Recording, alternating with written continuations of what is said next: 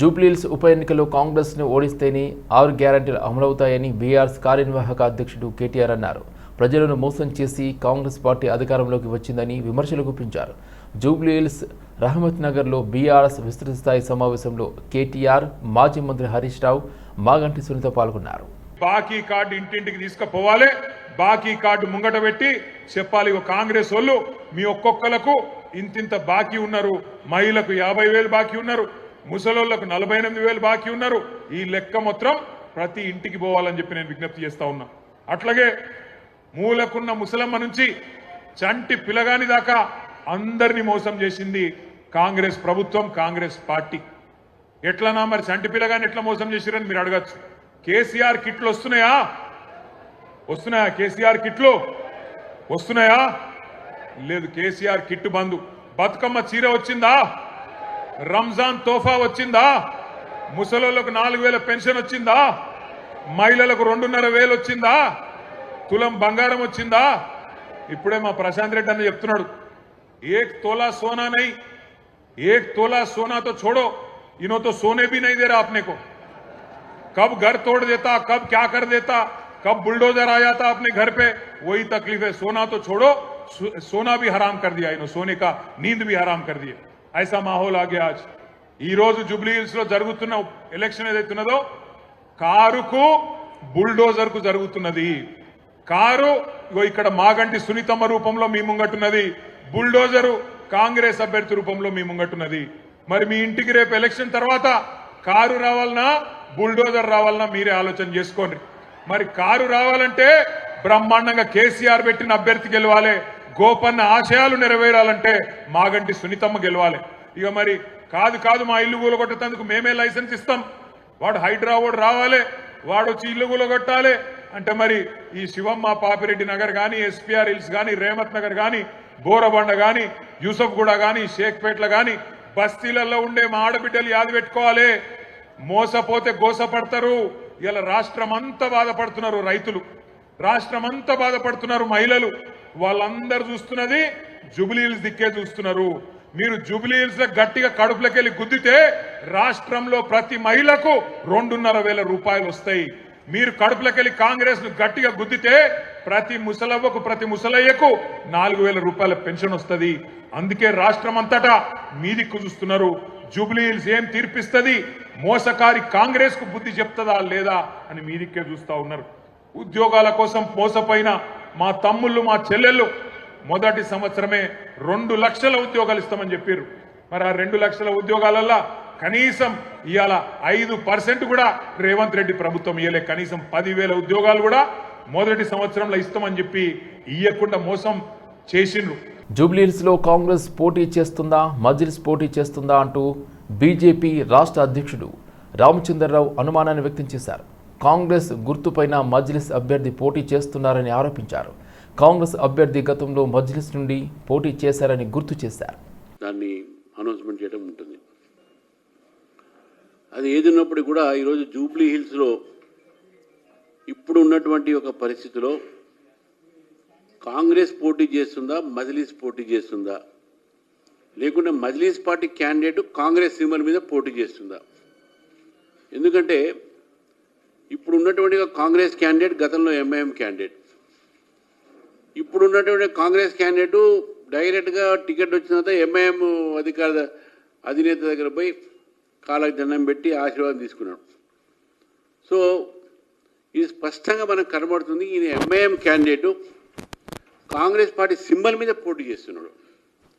ఇంతకుముందు కూడా ఎంఐఎం క్యాండిడేటే, అప్పుడు ఎంఐఎం క్యాండిడేట్ పతంగ్ మీద పోటీ చేశాడు సింబల్ మీద, ఇప్పుడు కూడా ఎంఐఎం క్యాండిడేటే, ఇప్పుడు హస్తం చేస్తున్నారు. ఎందుకంటే హస్తంతోనే వాళ్ళు పతంగిలు ఎగిరేస్తారు కాబట్టి ఆ రకమైనటువంటి ఒక బంధం ఎంఐఎంకు కాంగ్రెస్ మధ్యన ఉన్నది. గతంలో ఇదే ఎంఐఎం కొన్ని రోజులు బీఆర్ఎస్ కూడా కాపురం చేసింది. వాళ్ళిద్దరు కలిసి ఉన్నారు, వాళ్ళ మద్దతుతోనే బీఆర్ఎస్ గెలిచింది సిటీలో కానీ అక్కడ కానీ కొన్ని సీట్లు. కాబట్టి ఈరోజు ఎంఐఎం వాళ్ళ స్థానం 2వ స్థానం వచ్చినప్పుడు కూడా పోటీ చేయకుండా వాళ్ళ క్యాండిడేట్ని కాంగ్రెస్ పార్టీ నుంచి నిలబెడుతున్నారంటే ఇది ఒక జూబ్లీహిల్స్ ప్రజల మీద ఇది మోసపూర్వకమైనటువంటి చర్చగా ఈరోజు భావిస్తా ఉన్నాం. ఈరోజు ఎంఐఎం పార్టీ కాంగ్రెస్ సపోర్ట్తో గెలవాలని చెప్పేసి కాంగ్రెస్లో వాళ్ళ క్యాండిడేట్ పంపించి గెలిచే ప్రయత్నం చేస్తున్నారు. ఇది జూబ్లీ హిల్స్ ప్రజలు జాగ్రత్తగా చూడాల్సిన అవసరం లేదు. జూబ్లీ హిల్స్ ప్రజలను అడుగుతున్నాను ఒకేసారి, మీరు గతంలో బీఆర్ఎస్కి ఓటేశారు, గతంలో కాంగ్రెస్కు ఈరోజు అక్కడ ఉన్నటువంటి పరిస్థితుల్లో మీరు అక్కడ ఎంఐఎం కూడా ఓటేశారు, కాంగ్రెస్ సంబంధించినటువంటి కొంతమంది కూడా మీరు ఓటేశారు. ఏది చేసినప్పుడు కూడా ఇప్పుడు కాంగ్రెస్ ప్రభుత్వము గతంలో బీఆర్ఎస్ ప్రభుత్వం రెండు పార్టీలు కూడా సిటీని జూబ్లీస్ని రెండింటిని కూడా నిర్లక్ష్యం చేసింది. మనం జూబ్లీస్ విషయంలో మాట్లాడుతున్నాం కాబట్టి ఈరోజు జూబ్లీస్లో డ్రైనేజీలు కానీ రోడ్డు వ్యవస్థ కానీ అదేవిధంగా అక్కడ ఉన్నటువంటి ప్రభుత్వ కార్యాలయాలు ఇంతవరకు జూబ్లీహిల్స్ కాన్స్టిట్యున్సీలో ఒక్కటి కూడా ప్రభుత్వ కార్యాలయం లేదు. వికారాబాద్ జిల్లా కేంద్రంలోని సత్యభారతి ఫంక్షన్ హాల్లో సంఘటన సృజన్ అభియాన్ అనే నినాదంతో మీడియా సమావేశం నిర్వహించారు. ఈ కార్యక్రమానికి ఏఐసిసి ఆధ్వర్యంలో అబ్జర్వర్ సూరజ్ సింగ్ ఠాకూర్ ముఖ్య అతిథిగా హాజరయ్యారు. ఈ సందర్భంగా ఆయన మాట్లాడుతూ దేశవ్యాప్తంగా కాంగ్రెస్ పార్టీ బలపడే దిశగా సంఘటన్ సృజన్ అభియాన్ కార్యక్రమం ఒక మైలురాయిగా నిలుస్తుందని పేర్కొన్నారు. ఈ కార్యక్రమం ద్వారా ప్రతి గ్రామం, మండలం, జిల్లా స్థాయిలో పార్టీ నిర్మాణం బలోపేతం చేయడమే లక్ష్యమని తెలిపారు. జిల్లా అధ్యక్ష పదవికి సరైన నాయకుణ్ణి ఎంచుకునే దిశగా కేంద్ర నాయకత్వానికి తెలియజేస్తామన్నారు. నాయకుల, కార్యకర్తల సమన్వయంతో పనిచేసి ప్రజల సమస్యలను నేరుగా పార్టీ వరకు తీసుకెళ్లే వేదికగా ఈ అభియాన్ పనిచేస్తుందని ఆయన వివరించారు. అలాగే ఆయన పార్టీకి అంకితభావంతో ఉన్న కార్యకర్తలకు ప్రాధాన్యం ఇచ్చే దిశగా ఏఐసిసి కృషి చేస్తుందని, ప్రతి కార్యకర్త కాంగ్రెస్ విలువలను ప్రజల్లోకి తీసుకెళ్లాలని పిలుపునిచ్చారు. आप लोगों को बता देना चाहता हूं, मैं ऑल इंडिया कांग्रेस कमेटी की तरफ से विकाराबाद डिस्ट्रिक्ट का एआईसीसी की तरफ से ऑब्जर्वर हूं और पूरे देश भर में हमारे नेता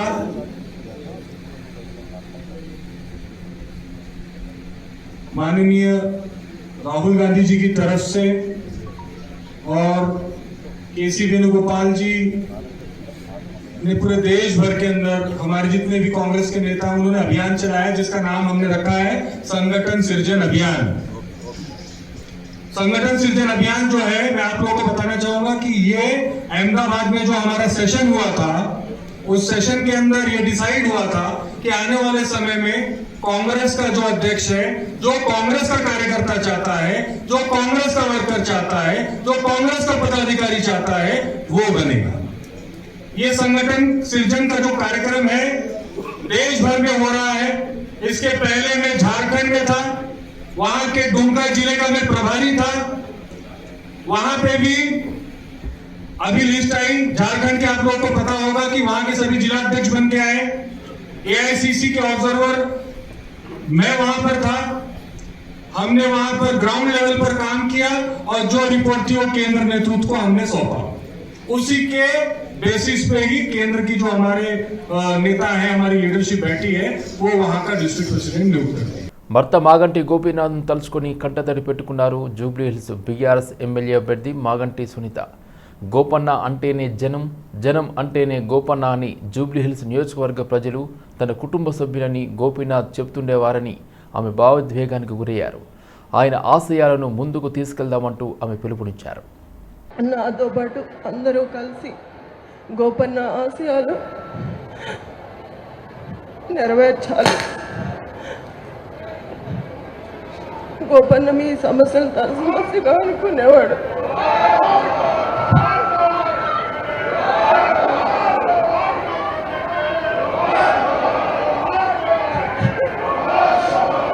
ఎంతమంది మా కుటుంబం లాగా చూసి మిమ్మల్ని చూసి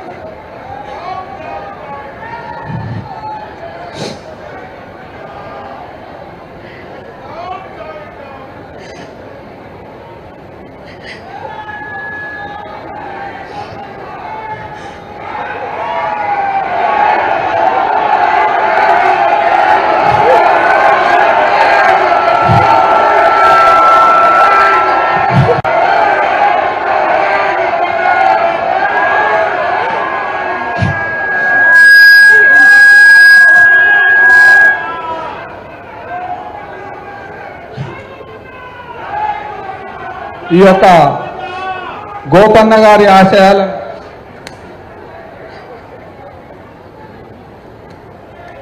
నిరుద్యోగులకు 2 లక్షల ఉద్యోగాలు కల్పిస్తామని చెప్పి గద్దెనెక్కిన కాంగ్రెస్ ప్రభుత్వం ఒక్క జనరల్ నోటిఫికేషన్ కూడా విడుదల చేయకుండా కేవలం 5,000 ఉద్యోగాలు మాత్రమే విడుదల చేసి మోసం చేసిందని నిరుద్యోగులు, నిరుద్యోగ జేఏసీ నాయకులు ఆవేదన వ్యక్తం చేశారు. ఈ మేరకు ఓయూ ఆర్ట్స్ కళాశాల వద్ద నిరుద్యోగులు నిరసన వ్యక్తం చేశారు. ఈ సందర్భంగా నిరుద్యోగ నాయకులు మాట్లాడుతూ గత ప్రభుత్వం మాకు ఉద్యోగాలు ఇవ్వకపోవడం వల్లనే గద్దె దింపామని, ఈ రాష్ట్ర ప్రభుత్వం వచ్చే 2 సంవత్సరాలు గడుస్తున్నా ఒక్క ఉద్యోగం కూడా విడుదల చేయకపోవడం వల్ల ప్రభుత్వాన్ని గద్దె దించాలనే ఉద్దేశంతో ఆ రోజు నిజామాబాద్లో ఏ విధంగా అయితే పసుపు రైతులు ఏ విధంగా అయితే నామినేషన్లు దాఖలు చేశారో అదే తీరులో నిరుద్యోగులు జూబ్లీ హిల్స్ ఉప ఎన్నికల్లో 1000 మంది నిరుద్యోగులతో 30 అంశాలపై నామినేషన్ దాఖలు చేసి ప్రభుత్వాన్ని ఓడించే దిశగా కృషి చేస్తామని హెచ్చరించారు. ఇలా తెలంగాణ రాష్ట్రంలో కాంగ్రెస్ ప్రభుత్వం 2 లక్షల ఉద్యోగాలు ఇస్తా అని చెప్పేసి మోసం చేసింది. ఒక్క ఉద్యోగం ఇవ్వకుండా ఒక 5,000 ఉద్యోగాలు ఇచ్చి మేము ఉద్యోగాలు ఇచ్చినామని సంకలు గుద్దుకుంటుంది. గత ప్రభుత్వం కూడా మాకు ఉద్యోగాలు ఇవ్వకపోవడం వల్లనే ఆ ప్రభుత్వాన్ని గద్దదించినాం. అదేవిధంగా ఈ రాష్ట్ర ప్రభుత్వం వచ్చి దాదాపు 2 సంవత్సరాలు అవుతున్నా కూడా ఒక్క నోటిఫికేషన్ ఇవ్వని పరిస్థితిలో నిరుద్యోగులకు అన్యాయం చేసింది. కాబట్టి ఈ ప్రభుత్వాన్ని గద్దదించాలనే ఉద్దేశంతోనే ఆ రోజు నిజామాబాద్లో పసుపు రైతులు ఏ విధంగా నామినేషన్ దాఖలు చేశారో అదే తీరులో ఇవాళ మా నిరుద్యోగులం చదువుకోని మేధావులు ఉన్న జూబ్లీ హిల్స్లో కూడా నిరుద్యోగుల సత్తా ఏంటో అనేసి మా నిరుద్యోగుల తరపున దాదాపు 30 అంశాలపైన 1000 మందితో నామినేషన్ వేయబోతా ఉన్నాం. కాబట్టి రాష్ట్రంలో ఉన్న అందరు నిరుద్యోగులు కూడా తరలి వచ్చి జూబ్లీ హిల్స్లో నామినేషన్ వేయాలని చెప్పేసి కోరుకుంటా ఉన్నాం. ముఖ్యంగా మాత్రం 30 అంశాలతో డిఎస్సికి కానీ, జీపీఓకి కానీ, గ్రూప్ 1 సంబంధించి, గ్రూప్స్కి సంబంధించి, ఎస్ఐపిసికి సంబంధించి దాని కొన్ని జీవోలు కూడా ఉన్నాయి. ఆ జీవోలు కూడా అన్ని కొట్టేసి ఈ అన్ని ప్రాబ్లమ్ సాల్వ్ చేసుకుంటూ నోటిఫికేషన్ ఇవ్వాలని చెప్పేసి మేము ఇవాళ మా ప్రభుత్వానికి ఎన్ని రోజుల నుంచి ధర్నాలు, వివిధ రాస్తారోకోలు చేస్తున్నా కూడా నిమ్మకు నీరెత్తని విధంగా ఈ ప్రభుత్వం ఉంది. కాబట్టి ఈ ప్రభుత్వానికి బుద్ధి చెప్పడానికి, హెచ్చరించడానికి మేము జూబ్లీ హిల్స్లో 1000 మందితో నామినేషన్ వేయబోతున్నాం. కాబట్టి యావత్ తెలంగాణలో ఉన్న 30 లక్షల మంది ప్రజలు, నిరుద్యోగులందరూ కూడా ఈ కార్యక్రమాన్ని సహకరించాలని చెప్పేసి మేము ఈ వేదికల ద్వారా మేము పిలుపునిస్తా ఉన్నాం. జూబ్లీస్ ఉప ఎన్నికలో భారీ ఎత్తున 30 మంది నామినేషన్లతో పాటు 1000 మంది నామినేషన్ దాఖలు చేస్తున్నాం.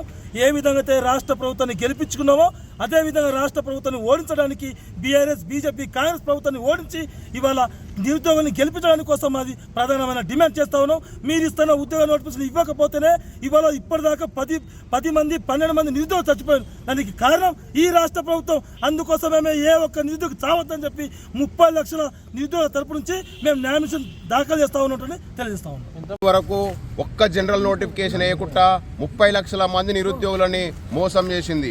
గత ప్రభుత్వము రద్దు చేసినటువంటి జీపీఓ వ్యవస్థని మళ్ళీ తిరిగి తీసుకొచ్చి 10,954 జీపీఓ పోస్టులని భర్తీ చేసేందుకు నిరుద్యోగులతోటి నోటిఫికేషన్ అంతా ఈ రాష్ట్ర ప్రభుత్వము మమ్మల్ని నెట్టేయడం ఉంచింది. 5,010 పోస్టులను పాత వీఆర్ఓతో భర్తీ చేసి 5,944 జీపీఓ పోస్టులని మా నిరుద్యోగులతోటి భర్తీ చేస్తామనే ఆశలు కల్పించి ఇప్పటి వరకు ఎటువంటి నోటిఫికేషన్ విడుదల చేయకపోవడము ఈ ప్రభుత్వానికి నిరుద్యోగుల మీద ఎటువంటి చిత్తశుద్ధి అనేది లేదని మేము గమనించి 30 లక్షల మంది సహకారంతో 1000 నామినేషన్లు జూబ్లీ హిల్స్లో దాఖలు చేయబోతున్నాము. ఈ రాష్ట్ర ప్రభుత్వానికి మేము హెచ్చరించేది ఏంటంటే ఏదైనా ఒక జనరల్ నోటిఫికేషన్ ఇచ్చి మా యొక్క నిరుద్యోగులను అప్లై చేసుకునే విధంగా, చదువుకునే విధంగా మీరు చేయాల్సిందిగా కోరుతున్నాము. హైదరాబాద్ రామంతపూర్లోని జేఎస్పీఎస్ ప్రభుత్వ హోమియోపతి వైద్య కళాశాలలో ఈ నెల 17-18వ తేదీన హోమియోపతి ఎక్స్పో 2025 కార్యక్రమం నిర్వహించనున్నట్లు కళాశాల ప్రిన్సిపల్ ప్రొఫెసర్ డాక్టర్ లింగరాజు పేర్కొన్నారు. Homoeopathy government homoeopathy medical college రామంతపూర్లో principal and staff council students అందరూ కలిసి ఒక హోమియోపతి ఎగ్జిబిషన్, హోమియోపతి ఎక్స్పో 2025 ఒక కార్యక్రమాన్ని చేయాలనే ఉద్దేశంతో అందరం ముందుకొచ్చి ఈ ఎక్స్పో వల్ల ప్రజల్లో హోమియోపతి అవేర్నెస్, అదేవిధంగా విద్యార్థుల్లో ఒక అవగాహన అనేటువంటి తీసుకురావాలని ముఖ్య ఉద్దేశంతో ఈ ఎక్స్పో కండక్ట్ చేస్తున్నాం.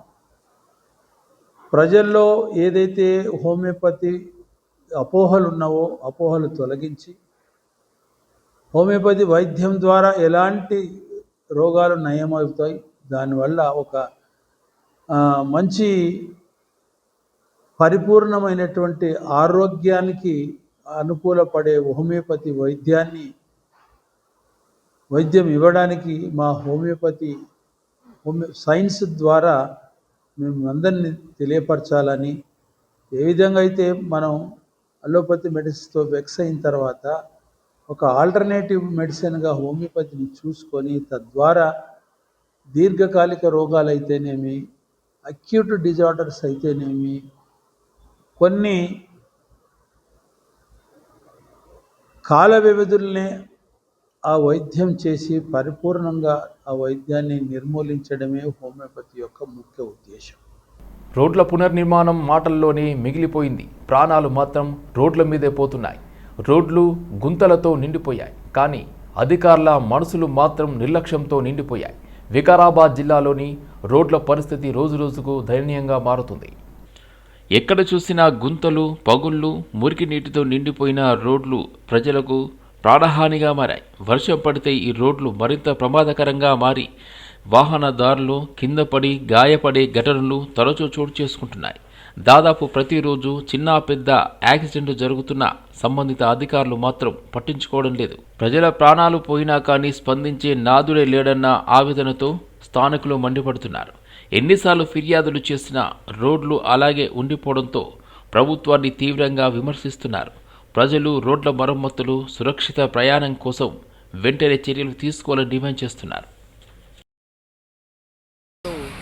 జిల్లా కేంద్రము చుట్టుముట్టు ప్రాంతాల్లో కావచ్చు, మొత్తం నియోజకవర్గంలో కావచ్చు, రోడ్ల పరిస్థితి చాలా అధ్వానంగా దయనీయంగా ఉన్నటువంటి పరిస్థితి మనం చూస్తూ ఉన్నాం. ప్రధానంగా వికారాబాద్ నుంచి సదస్పేట, మోమిపేట వెళ్తున్నటువంటి ఈ రహదారి ఏదైతే ఉందో, ఈ మెయిన్ రోడ్డు, ఈ రోడ్డు కూడా గుంతలమయమైపోయి ట్రాఫిక్ జామ్ అయ్యి విపరీతమైనటువంటి యాక్సిడెంట్లు జరుగుతూ ఉన్నాయి. అటు రైల్వే ఓవర్ బ్రిడ్జ్ మీద కూడా యాక్సిడెంట్లు జరుగుతూ ఉన్నాయి. వికారాబాద్ చుట్టుముట్టు మండల కేంద్రాలను కలుపుకున్నటువంటి ప్రధానమైన రోడ్లు కావచ్చు, కాన్స్టెన్సీలో ఉన్నటువంటి ప్రధానమైనటువంటి రోడ్లు అన్నీ కూడా గుంతలమైపోయి పట్టణంలో కూడా ఈవెన్ A1 జిరాక్స్ కాడక నుంచి మొత్తం ఎన్టీఆర్ చౌరస్తా వరకు కూడా రోడ్లు అంతా చాలా అధ్వానం ఉన్నటువంటి పరిస్థితి ఉంది. ఇప్పుడు మనం మాట్లాడుతున్నటువంటి రోడ్ ఏదైతే ఉన్నదో కొత్తగడి సాస్పేట రోడ్డు, గత 15 రోజుల కింద ఒక బండి మీద వస్తున్నటువంటి వ్యక్తి ఆ గుంతను చూసి తప్పించుకోబోయి వెనకకి DCM వచ్చి గుద్ది చనిపోయిన పరిస్థితి చూస్తూ ఉన్నాం. గతంలో 6 నెలల కింద, సంవత్సరాల క్రితం బస్ కింద పడి ఒక ఇద్దరు చనిపోయిన పరిస్థితి మనం చూస్తూ ఉన్నాం.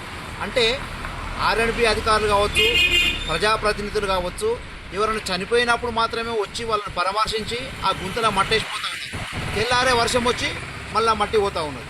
మళ్ళీ ఎవరైనా చనిపోతే మళ్ళీ ఇంత మట్టి పోస్తూ ఉన్నారు. కానీ ఈ రోడ్లను విస్తరణ చేసి రోడ్లను యాక్సిడెంట్ కాకుండా ఎలాంటి చర్యలు తీసుకోవడానికి R&B అధికారులు కావచ్చు, రాజకీయ నాయకులు కావచ్చు చాలా ముద్దు నిద్ర ఉన్నటువంటి పరిస్థితి ఉంది. వికారాబాద్ మున్సిపల్ పరిధిలో అలాగే వికారాబాద్ సంబంధించిన ప్రధాన రహదారులంతా ఈరోజు అధ్వానంగా తయారైన పరిస్థితి మనకు కనబడుతూ ఉంది. ఈరోజు రోడ్లు గుంతలు పడి అనేక మంది వాహనదారులు యాక్సిడెంట్ల వల్ల ప్రాణాలు కోల్పోయిన పరిస్థితి రెగ్యులర్గా మనం న్యూస్లో చూస్తూనే ఉన్నాం. కానీ పాలకులు మాత్రం మన దున్నపోతు మీద వాన పడ్డట్టు అసలు పట్టించుకునే పరిస్థితి లేకుండా ప్రవర్తిస్తూ ఉన్నారు ఈ పాలకులు. ఈరోజు వికారాబాద్ నియోజకవర్గం నుంచి స్పీకర్ గారు అయ్యారు, అభివృద్ధి చెందుతుందని ఎంతో ఆశలు పెట్టుకున్న ప్రజలకు నిరాశే మిగులుతూ ఉంది. ఈ రోజు వరకు ఎలాంటి అభివృద్ధి కార్యక్రమాలు చేపట్టకపోవడం దురదృష్టకరం. భవిష్యత్తులోనన్నా పాలకులు గ్రహించాలి. ప్రాణాలు పోతున్నా పట్టించుకోని పరిస్థితుల్లో ఈ దున్నపోతు నిద్ర వహిస్తున్న పాలకులు ఎంబడే కళ్ళు తెరవాలి. భవిష్యత్తులోనన్నా ఈ ప్రాంత అభివృద్ధి కోసం అలాగే ఈ రోడ్ల మరమ్మతులు, ప్రధాన రోడ్లు నూతనంగా వేసే విధంగా ప్రయత్నం చేయాలని ప్రభుత్వాన్ని హెచ్చరిస్తా ఉన్నాం. హయత్ నగర్ పోలీస్ స్టేషన్ పరిధిలోని పెద్ద అంబర్పేటలో దొంగలు బీభత్సం సృష్టించారు. సదాశివ గేటెడ్ కమ్యూనిటీలో వరుసగా 2 ఇళ్లలో భారీ చోరీ చోటు చేసుకుంది. ఈ చోరీకి పాల్పడ్డారు కొంతమంది దుండగులు. సెంట్రల్ లాక్ ఉన్న డోర్లను బద్దలు కొట్టి చోరీకి పాల్పడ్డ దొంగలు 5 కేజీల వెండి సామాగ్రి, 35 గ్రాముల బంగారం, 60,000 నగదు విలువైన చీరలు అపహరణ చేసి పరారయ్యారు. చోరీ ఘటన దృశ్యాలు సీసీ కెమెరాలో రికార్డయ్యాయి.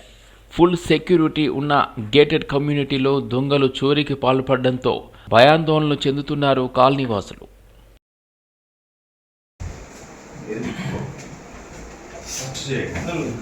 ఇళ్లకు అడుగు పెట్టేవి అంటే గొడవగడ్డ